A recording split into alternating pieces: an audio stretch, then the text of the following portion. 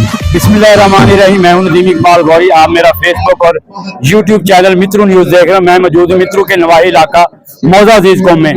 MCL ایک cricket league کے حوالے سے جو میچ ہوتے ہیں یہ اس کا چھٹا سیشن ہے, یہ چھٹا ٹورنامنٹ ہے جس میں آج کے مہمان خصوصی جناب طاہر, اقبال, چودھری, صاحب, بہار, احمد ہمارے ساتھ موجود ہیں.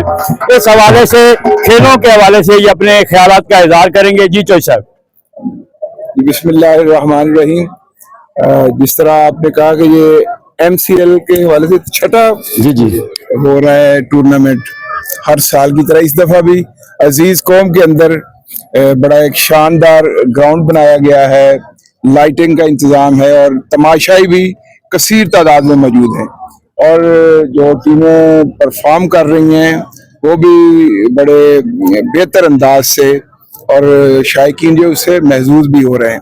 تو یہ ایک بڑی اچھی کوشش اور کاوش ہے کہ ہماری جو نوجوان نسل ہے وہ کھیل کے میدان کے ساتھ جڑی رہے, اور یہ پورا ایک میلے کا سما ہے, اور اس پہ میں تمام منتظمین کو مبارکباد پیش کرتا ہوں.